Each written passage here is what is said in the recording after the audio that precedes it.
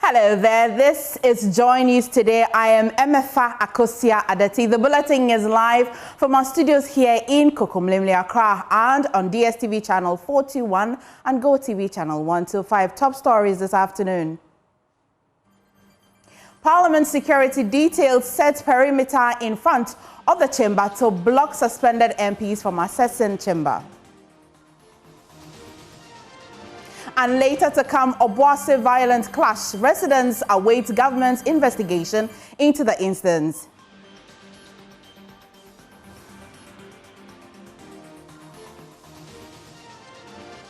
We've got these and more in this package. Please stay for details.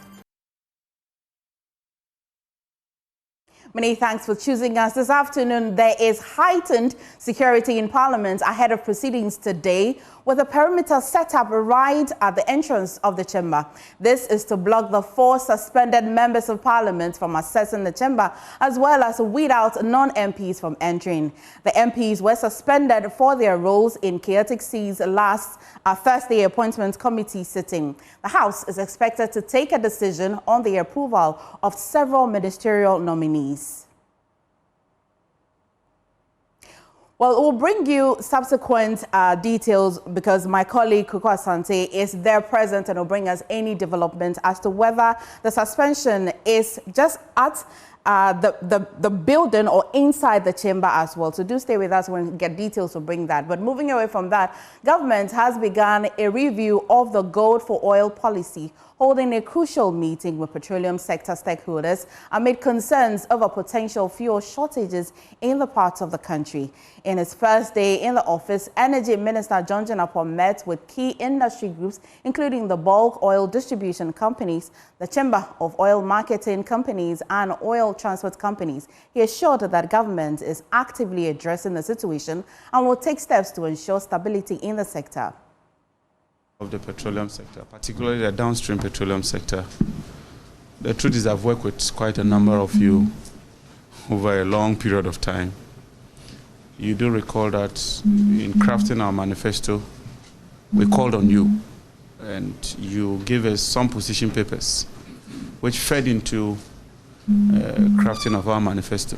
And so having assumed office, it's only proper that we meet you, first of all, to thank you, because by your input, your advice and your engagement, we got very, very important salient points that helped us to convince the Ghanaian people.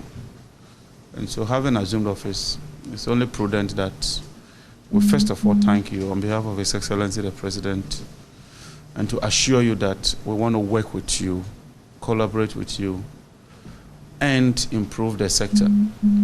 The key issue is to ensure that we have enhanced product security, quality, in a safe manner, in a sustainable manner.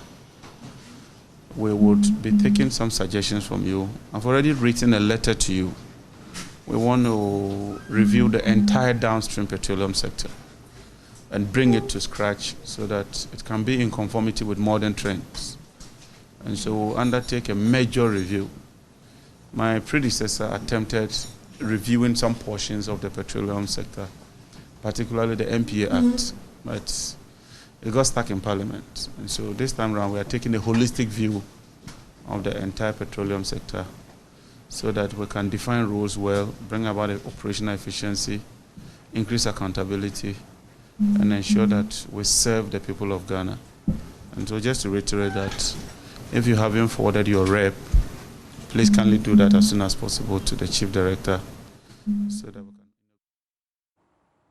Well, away from that, residents of Obuasi are asking government to be swift in its investigation of the military-civilian clash that left 9 dead after miners reportedly breached the security fence at one of the abandoned concessions of Anglo Gold Ashanti and were confronted by the military personnel on guard. President John Mahama ordered an immediate investigation to uncover the circumstances surrounding the incident, but progress on the process remains unclear to the public barely 2 weeks after the violent clash. We have more from this report. 9 persons died and several others were injured in the clash between some illegal miners and the military in Obuasi on January 18. A day after the violent clash, the president ordered an immediate investigation, assuring the public that anyone found to have acted unlawfully would face justice. Portions of the statement read: In response to the unfortunate incident, President John Dramani Mahama has ordered an immediate investigation to determine the circumstances surrounding the clashes and ensure that any individuals found to have acted unlawfully are brought to justice. Ashanti Regional Minister Dr. Frank Amwakwehini, during a visit to the Obuasi community, also assured of the president's commitment to ascertaining circumstances leading to the loss of lives and other severe injuries. The president has ordered an investigation in the process, so we want to carry everyone along. By the time the matter is brought to a very meaningful conclusion, we still have to find a way to work in tandem with each other and make sure that everyone goes about their businesses pending the report of the investigation. There is relative calm in Obuasi Township as schools and other socio-economic activities have resumed. However, people are still in limbo on the president's promised investigation into the incident. Joy News checks indicate no public communication yet on the constitution of a committee or commission of inquiry. Families of the deceased are in anticipation of thorough investigation as they demand justice for the lost lives.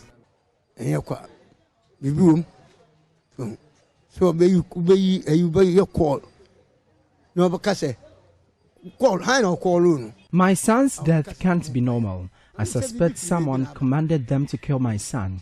We must know who ordered the commander to open fire.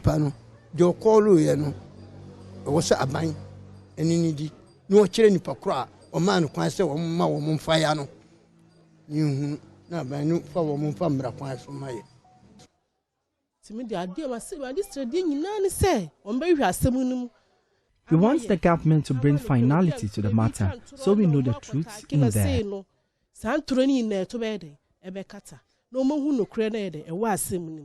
The concerned citizens of Adanse, a community-based advocacy group, is urging the fair and transparent conduct of investigations to serve justice. Anthony Kofi Nature, president of the group, wants immediate government support, including compensation to affected families. We are very much aware that the government has issued a statement suggesting that Anglo-Good Ashanti should take charge of the bills and the barrier and all sort of things of the affected.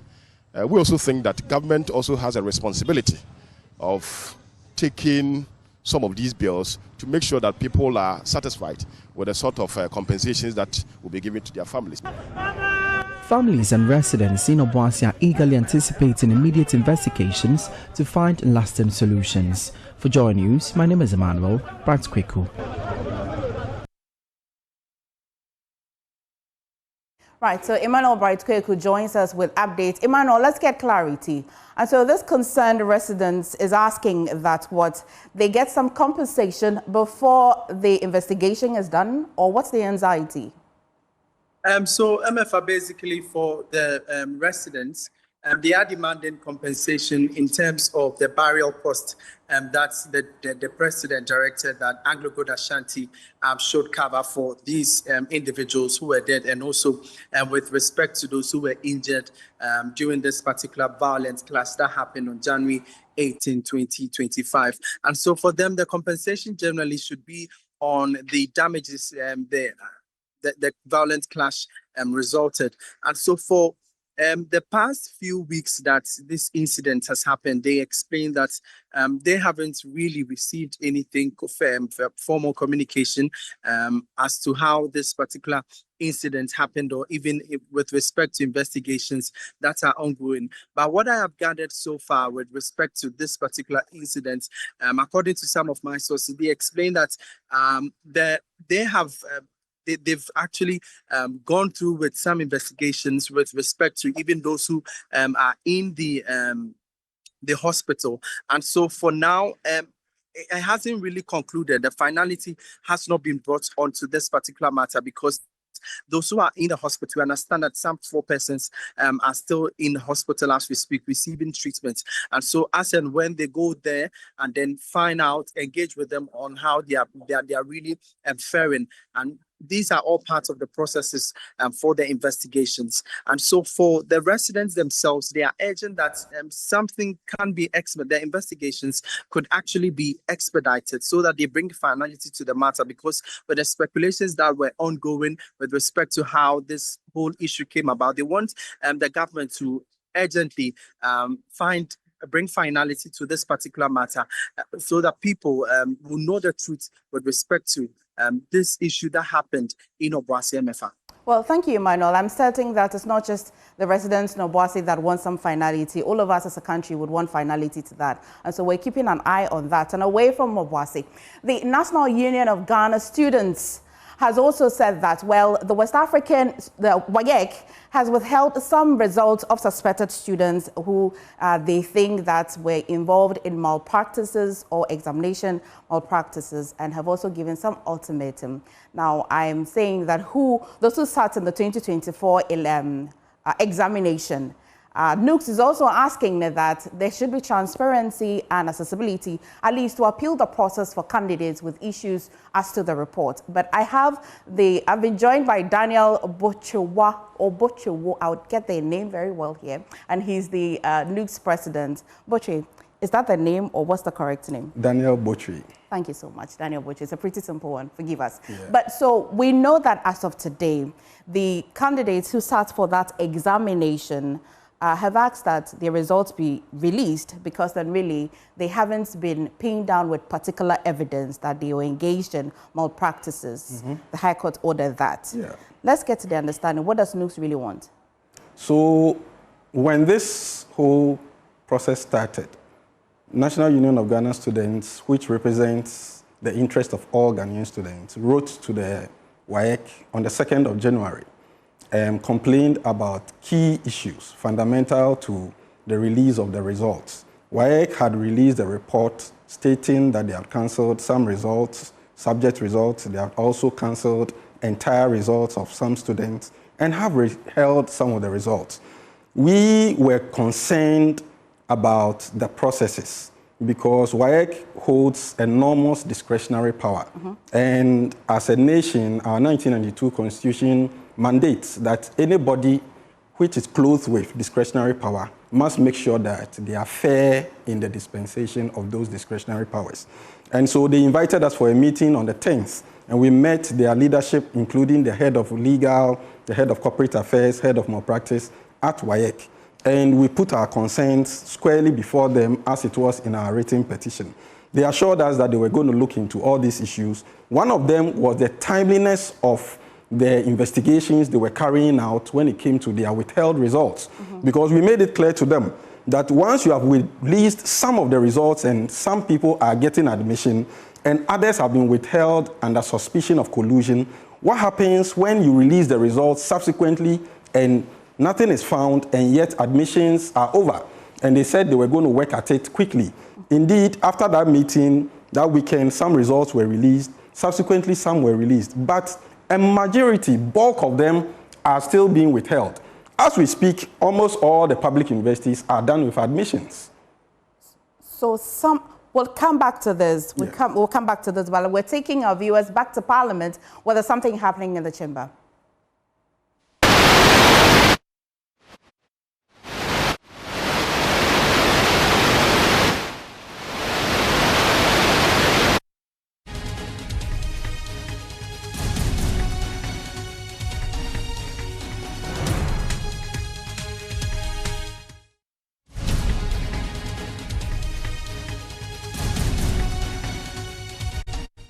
Injustice that has been meted out to some of their colleagues, and that is why you see a lot of them in red and white, in red and black, I should say, actually, making the point about this decision having to be changed. And so a lot of them in that, and they're making the point that the Speaker of Parliament has to reverse that decision. We'll speak to a number of them as they make their way back into the chamber, with a lot of them wearing black and red to register their concerns and their opposition to the decision of Speaker of Parliament Alban Bagwin to suspend 3 of their colleagues. And they say the Speaker of Parliament must reverse that decision. If not, they will continue in this way of protest let me speak to you briefly. We're live on Joy News. What is the base? Why are you in this action? We are resisting oppressor's rule, as simple as that. Who's the oppressor? We have a constitutional democracy. We have constitutional supremacy. We do not have a speakership supremacy. Okay, so Honorable, let me speak to you briefly. Just a second. I mean, just give me a brief understanding of what's going on. You get to hear and get to see after everything is done and settled. Okay.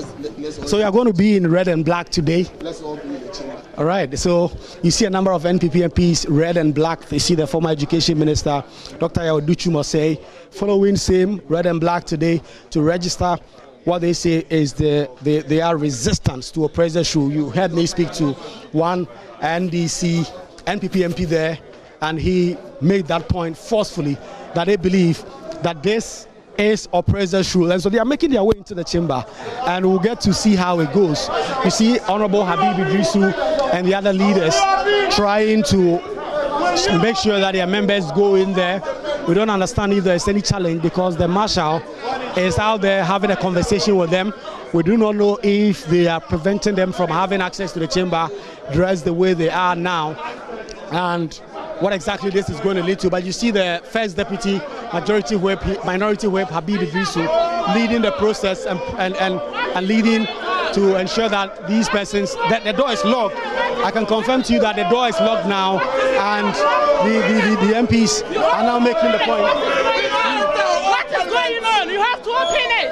We can't open it. You have to open it as soon as possible. You have to open it. What is going on? These are NPP MPs you see in your shorts, dressed in black generally, and carrying red armbands and everything. They say that they are going into the chamber today to protest and ultimately register their displeasure against the decision that have been taken by the Speaker of Parliament. They are singing, they are chanting, and they are registering their displeasure as to what is going on. Patriotic songs. Am I forevermore? And help us to resist oppression's rule. Am I forevermore? This protest is really predicated on the decision of Alban Bagbin to suspend 3 of the alcoholics. 4 members of Parliament in total have been suspended, 3 on the NPP side, 1 on the NDC side. Yesterday, the minority did hold a news conference where they registered their spleen, made their point as to the Speaker of Parliament being stopped from going ahead with this decision. And so today, they've tried to make their way into the chamber, but the chamber has been locked by now. Right, so this is the Member of Parliament for Trouble. You understand the chamber has been locked? Is that your understanding? We don't know. We don't know. People vote for us. We are members of Parliament. We are not criminals. We are not criminals. The good people of Trouble constituency vote for me. Honorable, when you came earlier on, the door was open, and then you went out there, you chanted out, it appears the door is locked. What's going on? What do you know? The last time we adjourned, that was on Friday. Sitting was supposed to resume today, 12 o'clock. We are here, and all of a sudden the door is locked. We don't know what is happening. And we are representing the people. People voted for us. The people of Nalero Gambara constituency voted for me to come and represent them.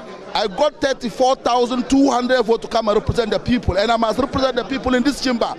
The Speaker cannot be tossing us like school kids. He is not our head teacher. He is the Speaker of Parliament, and we made him the Speaker. He wasn't voted for. We voted for him. The people voted for us, and we voted for him. He can't be treating us like primary school kids. We are members of Parliament representing our various constituencies, and we need to accord that respect. Okay. So the NPP MPs really not very happy about all that is going on. Honorable Samioku, what's going? Honorable Samioku, you are not speaking now. We are not speaking now. But briefly, I just want to know what's going on. Is the door locked or something? The door is locked, basically. So they are also saying that because you are in red armband, that's why they are not allowing us in. But we will speak to the media after. Right, and so our understanding, we are getting some understanding of what exactly is going on here. Our understanding is that the entrance to the chamber has been locked.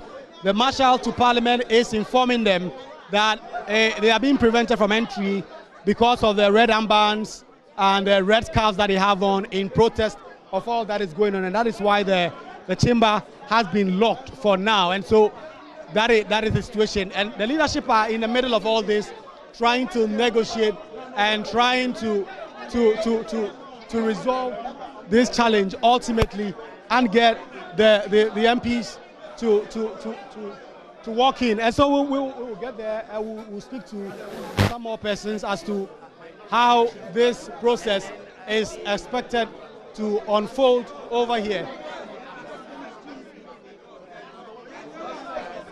The member for Wait and Back.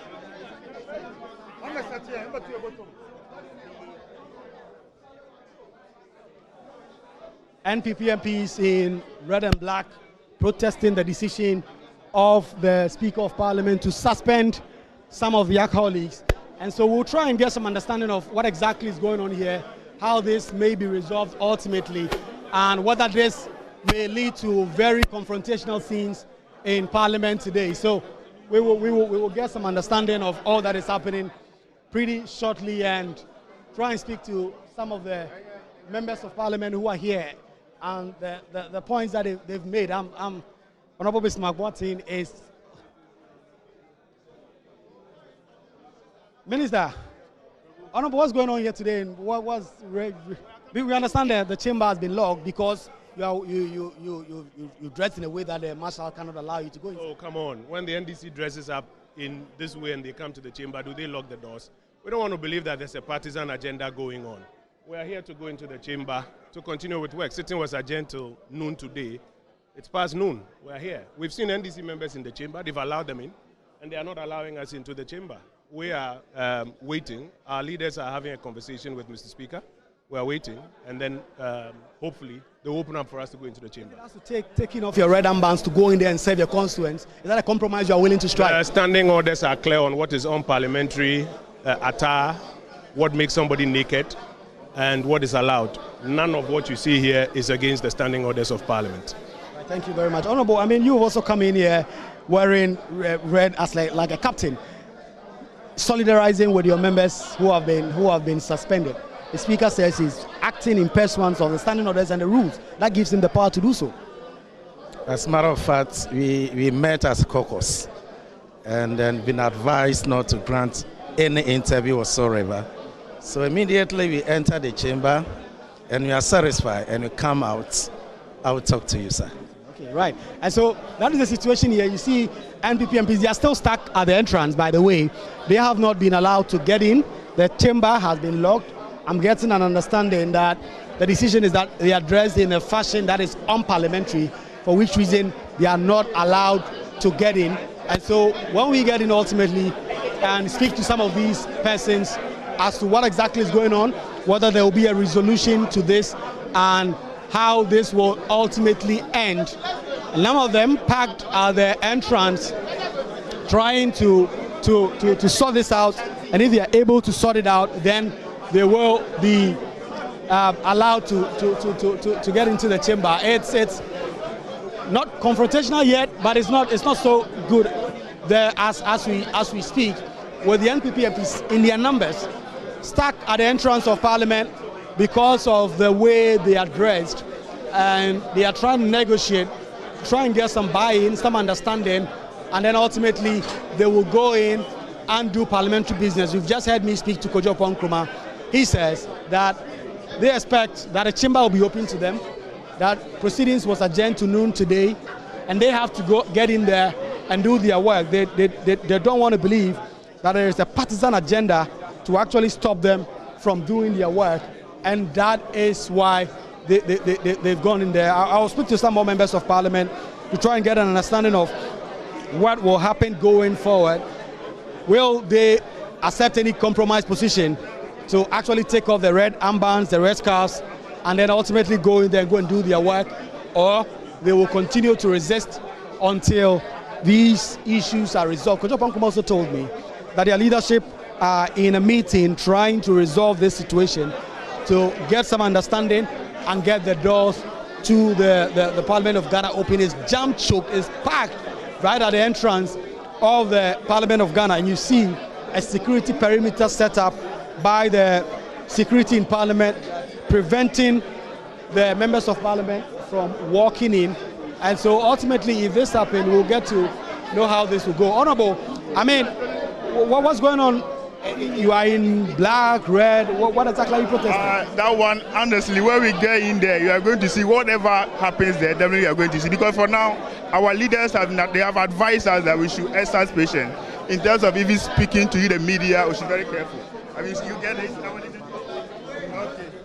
Right. So we understand some compromise is being reached as we speak, that the red armbands and other things will be taken off so that the members of Parliament will be allowed to go in, and perhaps when they do go in, then they will actually put it back on.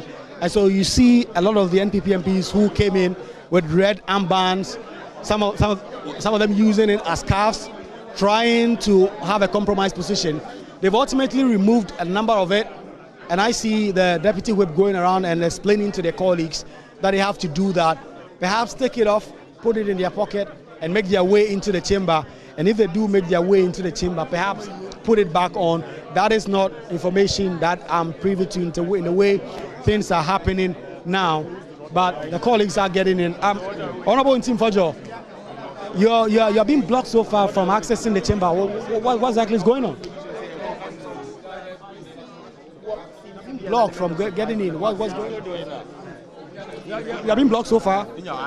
We're waiting for the marshals to open the entrance to the chamber.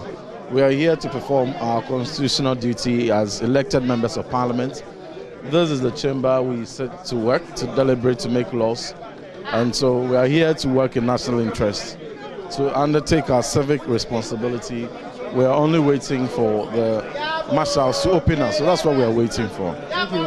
That is the honorable member making his point as to what exactly is happening. I mean, have you been given an indication as to when you're going to be allowed to go in and what it will take? We're all elected here. So definitely we are elected members to represent our constituency, and you cannot just sit down unilaterally to suspend members of Parliament as if they have been invited to a birthday party. This is a house that members are elected to come and represent their constituent. The decision of the Speaker is unfortunate. The decision of the Speaker is an illegal. He doesn't have that power. He has overreached his powers, and that is why you see us all in black to register our disappointment and our disapproval of that. It is a black day for our democracy if we allow this thing to stand. Finally, who expects your side to approve the ministerial nominees? The reports are ready. Immediately after the Speaker gives an order, and then we walk out of the chamber. Any other person who was vetted, it is an illegality because the appointment committee under Order 217 was not properly constituted. It was not about quorum issue. It is about being properly constituted because the minority and the majority whip are mentioned in the standing orders to constitute the appointment committee before they come and say that any other member. If you read that standing order very well, it states the first deputy speaker being the chairman, the minority leader being the ranking member, the deputy majority leader being the vice chairman, the majority whip, the minority whip, and 5 other members. So we are not asking about quorum. We are talking about the committee being constituted. And Speaker himself agreed that the committee was not properly constituted. That's why in his directive he said that the selection committee must meet today to reconsider the appointment committee. By his action, he was convinced that the appointment committee was not properly constituted anymore. And you could see that that day they rushed almost every other appointee to be vetted in that illegality, and we will not be part of it. When we get to the bridge, we will cross the bar. For today, we are registering our displeasure on the suspension of our 3 colleagues. Thank you. So that is Habib Idrisu there explaining to us. This time around we are getting some information from leadership themselves as to why exactly they are wearing red and black, and ultimately whether or not they are going to be allowed to access the chamber. We understand the compromise position is that they take off the red armbands and other things, and then they will be allowed to get into the chamber. But from what we are learning, even if they take it off so that they are allowed to get into the chamber, they will still put it on when they get in there to register their displeasure on the decision of Alban Bagbin to suspend 4 MPs. And for those of you just catching up, it's very fiery scenes right at the entrance of the chamber. The chamber has been locked as we speak. A number of the NPP MPs who've come in here have not been allowed to get in. when the NPP MPs made their way from the Job 600 and got here, they did first go to the entrance of the Parliament of Ghana. They did sing some patriotic songs, they sang their party's anthem, and then made their way back, expecting to be allowed to enter the chamber. When they got here, they were met with some officers of the Marshal Department, that is the Security Department of Parliament, ensuring that this process was blocked, this space was cordoned off, and they were not allowed to get in there. And for those of you very familiar with the way Parliament proceeds when you watch, some of these things are new in Parliament, all these barricades at the entrance of the chamber. It is not something that we usually see. This place is usually very free. Whenever members of Parliament come in, they're allowed to walk in straight and get into the chamber because of their identification cards that they use. But this time around, this perimeter has been set up right at the entrance, blocking their access, ensuring that they are not going to allow them in for some time. But as of now, we understand some agreement is being reached in terms of the red armbands that they are carrying, and if they take that off, perhaps they'll be allowed in. A number of them have taken it off, but the chamber is still not open for them to access it. The leadership of the other side have also not come in. I've not seen Alexander Afenyo-Markin. I've seen his deputy Patricia Pieje over here. I've seen the deputy whip Habib Idrisu also here. So a number of them already here. I've already seen them. Let's see if I understand the minority leader may be coming. Alexander Afenyo-Markin, you see him there together with the General Secretary of the NPP. They are trying to make their way in there. They are using the entrance to the Speaker's lobby. The leader asking them to calm things down, and then they can resolve this. The leader, the General Secretary of the party, is also there, and so they are going to have a conversation. The leader beckoning to the Marshal to have a conversation at the Speaker's lobby. Ultimately, if any agreement is reached, if they are able to reach some consensus position on this, then the entrance to the Chamber of Parliament will be open for the members of Parliament to go in there. But for now, not a single NPP MP has been able to make his way into the chamber because of the standoff currently at the entrance, given the way they are dressed and how things are going. And so, Echo, you can take it up back in the studio, Faustina and the team, as this situation is unfolding. We'll give you picture-in-picture, we'll give you live shot as we try to get an understanding of what exactly is going to happen going forward. Will there be an agreement for the NPP MPs to dump the red and black, in particular the red scarves they are using, and then get in there and do their business? At what point is the Speaker of Parliament going to come in, and what decision will the Speaker of Parliament going to take to this? But mind you, this decision that the NPP are taking is in protest and is in opposition to the decision by Speaker of Parliament Alban Bagbin to suspend 4 MPs, 3 of them their colleagues, because of the disorderly conduct we did see last week Thursday evening at the Appointment Committee of Parliament.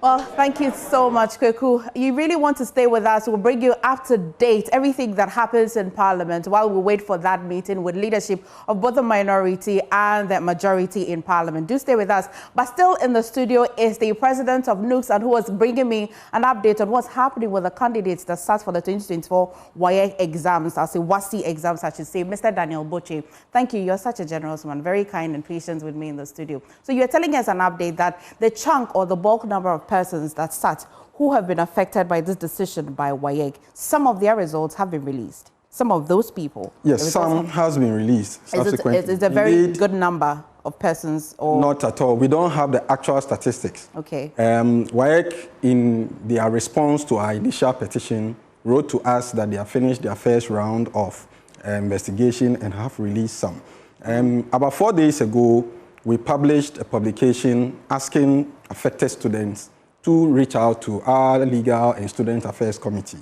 It will surprise you to note the volumes of complaints that have reached our offices.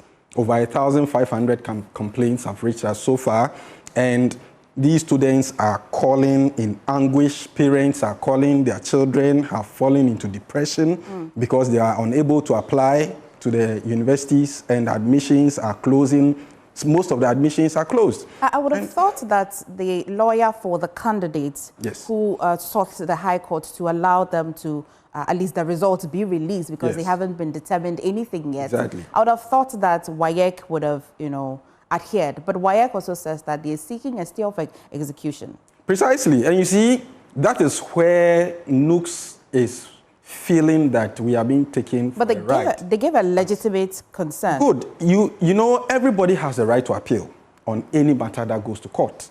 Our issue is, if as an examination body, you have conducted exams and you are about to release results, and you feel that you are not done with your work, then hold on. Don't release some of the results as they did, and then withhold some under investigation, and release them as and when you are done with your investigation. Because the whole investigative process and the rest is part of the examination that you are doing. And so why would you release some for some to get admission to school, and then you release some now? You are now inviting people to come and justify some of the issues for you to investigate. I have real cases from last 2 years, where some people's results were withheld. By the time the results were released, admissions were over. They had to resort to private universities and the rest in order to get admission. So particularly, what are you asking WAEC to do? What we are asking WAEC to do is that within the next 7 days, whatever investigation they are doing, they should be done. If they believe that they are right and that the students have engaged in exam malpractice, they should proceed with their rules and cancel the results. All in 7 days? If not, they should release the results for the students to have access to admission. Our second main issue with them is the cancellation of entire results in isolated cases of malpractice. Okay. In cases where a student takes in, let's say, a mobile phone or writes on the skin or something to go and take a particular paper, what WAEC does is that they cancel the entire results of the students.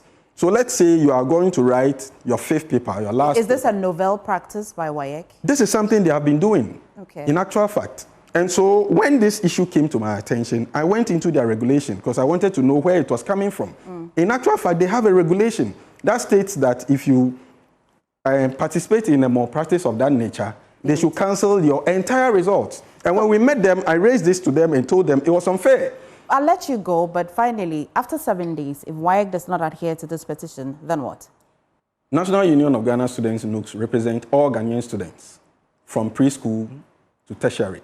We are going to mobilize all students to protest. We will occupy their offices nationwide, and then from there, we will proceed to court. We are going to press home our demands until the welfare of students are fully adhered to. Thank you very much, Mr. Thank you very much. Thank you for your patience as well. Right, moving on, a pro-women group, Affirmative Action, is asking President John Mahama to include women in his nomination for Metropolitan, Municipal and District Chief Executive Officers of the Upper West region. The group says it's worrying that there are no female in the 33 shortlisted names. Gender Equity and Social Inclusion Lead for Community Development Alliance, Lydia Darlington Fojo, called on President Mahama to reject the shortlisted names because there are qualified women for the MMDC's role in the Upper West region. When he stated that he will ensure the appointment of at least 30% of women in his government, that solemn promise to the gallant women of Ghana and the Upper West region contained in the NDC 2024 election manifesto, which aligns very well with the Affirmative Action Law, recently passed by the Parliament of Ghana, represents a valid social contract, a promise that must be kept. While we commend His Excellency President John Dramani Mahama for his bold declaration to ensure women representation in leadership and governance in our dear country, we are quick to bring to his attention a recent occurrence in the Upper West region, which has the potential to significantly undermine the President's promise of 30% women inclusion in his government. We note with complete shock and disbelief that out of a total of 33 shortlisted candidates for consideration for appointment by His Excellency the President for the positions of Metropolitan, Municipal and District Chief Executives, not a single woman was named among the list. This is clearly not right and unacceptable. How are we to believe that no woman in Ghana's Upper West region is qualified or worthy for appointment to the position of district or municipal chief executive? We, the Affirmative Action Coalition Group in the Upper West region, totally reject the shortlisted candidates for the position of municipal and district chief executives. We are firm in our demand that His Excellency, the President, must, as a matter of urgency, reject the said list submitted to him by the vetting committee in the region. We call on the President to be bold, intentional, and deliberate in appointing qualified and competent women of the Upper West region to support in delivering his well-intended reset agenda in Ghana. Well, let's speak to everybody's favorite, Rafiq Salam, for more on this. Rafiq, so we understand the call for gender equity and balance in that region, but let's understand the process so far. The Upper West region, a total of 156 persons have really applied for the top job in their various districts, municipalities in the Upper West region. Out of this number, 7 of them were women from 4 districts. And then the vetting committee were expected to at least shortlist 33 persons for consideration by John Dramani Mahama to be appointed as MDCs in the Upper West region. And from the release that we had a couple of days ago from the Upper West Regional Vetting Committee of the NDC, which was headed by Upper West Regional Minister nominee, Lawyer Charles Longa Pozun, had 33 of these names that came up. And out of these 33 names that came up, none of them were women. And so this group calling themselves Affirmative Action Coalition are deeply worried to the marrow. And they for today's sitting to fall. Right. Out of the 156 persons that went for the interview, 33 shortlisted, none of them were women. And so they are calling on President John Dramani Mahama to literally reject that list that was sent by the NDC vetting committee, and also have a look at the issue and appoint competent, more qualified women in the Upper West region to be MDCs. They also argued that in the last year, in the previous administration, they had 3 women in the administration of Nana Akufo-Addo. As well as votes and proceedings, correction of votes and proceedings.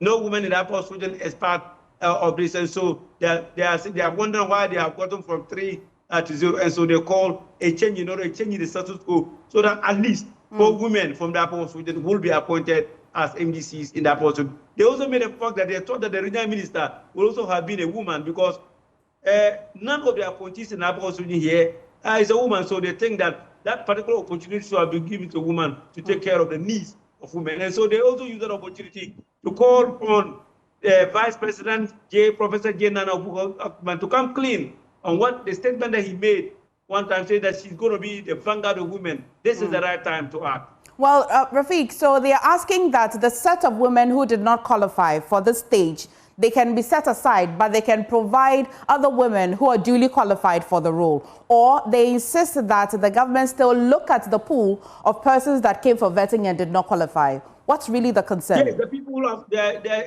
in summation, they are talking about the people, the 7 women who filed their nominations to be these MDCs. And so if the president look at that, that list, at least they will know that the women who are qualified, who are competent to lead the affairs are in the Upper West region. Okay. Beyond that, they are also saying that there are a lot of qualified women in the Upper West region who could get these some of these positions. And so the president should have a look at that, because the president stated that 30% of what appointees should come from the women folk. And so that's what they are saying, that at least we can't have a region which is only manned by men.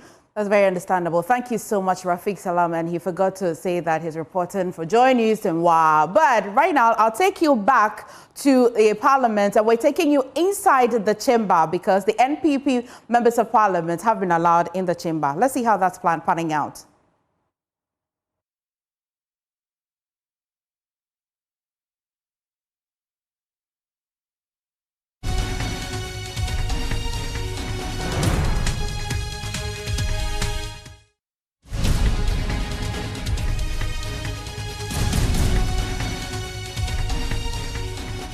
Now, as the NPP MPs now take their seats in their red and black. Initially, they did come in there wearing red armbands, using it as scarf and other things, but they were forced to beat a retreat on that. They did hit a compromise and then came into the chamber without the red scarves and the red armbands.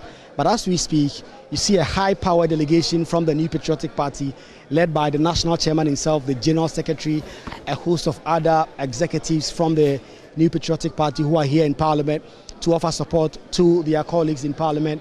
They say they are opposed to the decision of Speaker of Parliament to suspend 4 of their colleagues. Yesterday, a very powerful statement that was signed by the General Secretary describing the conduct of the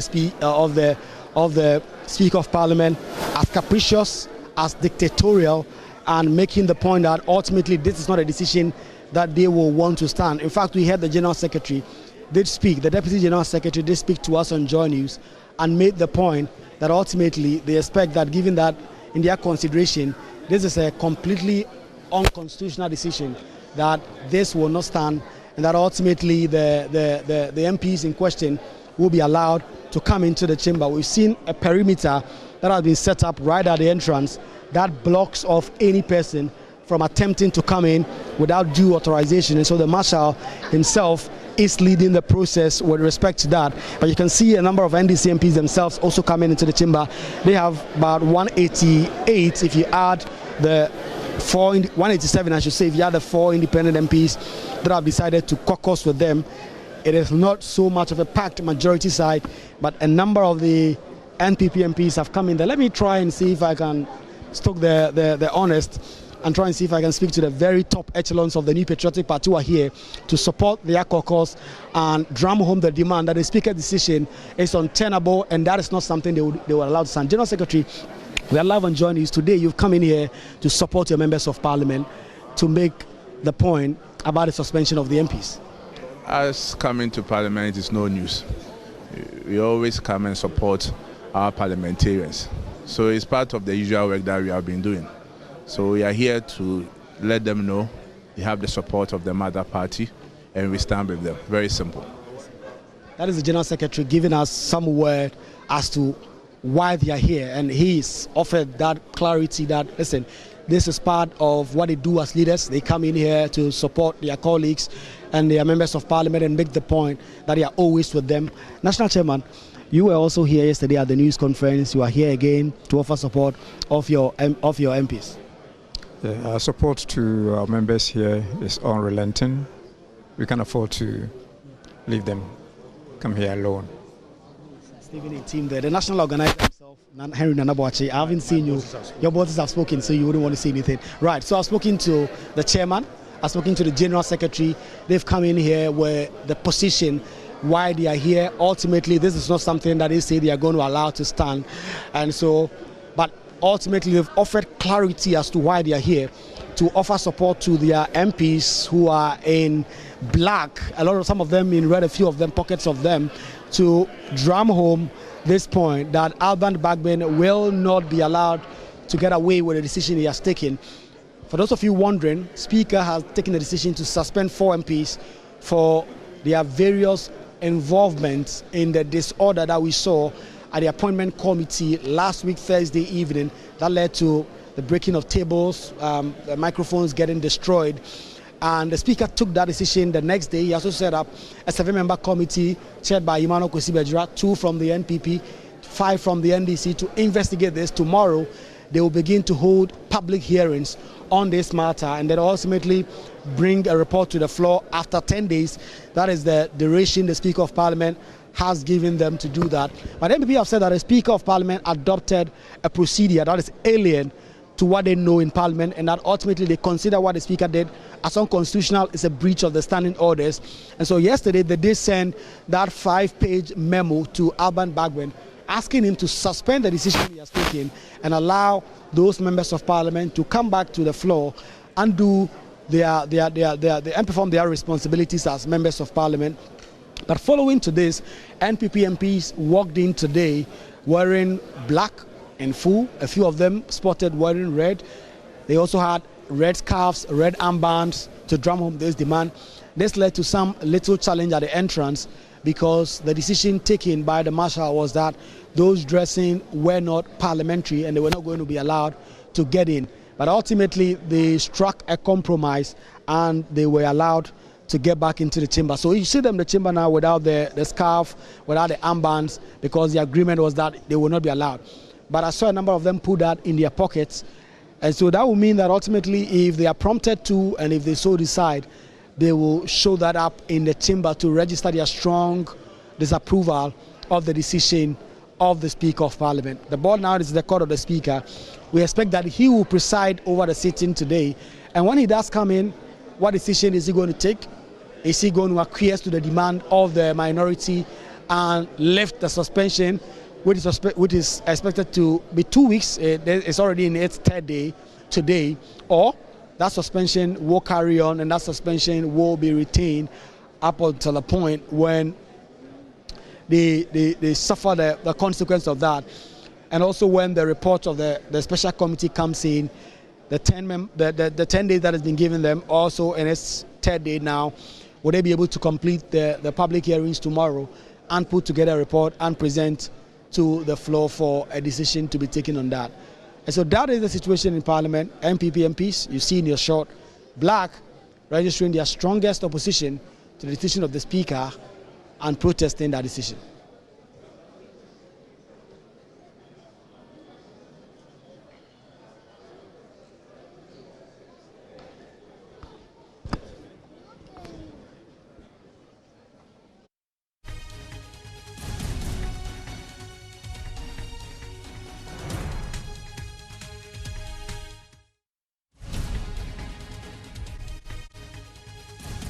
Well, that's Parliament, that's so far. But do stay with us because it looks like it's going to be quite a long day in Parliament, as the arrangement earlier was to at least approve the nominees that had been vetted earlier. And looking at the way it's panning, I agree with you that it's going to be a very long day. You'd rather stay with us. But that'll be all for now on the bulletin. But do stay with us for subsequent bulletin. My name is MFA Akosia Adeti. Thank you for watching.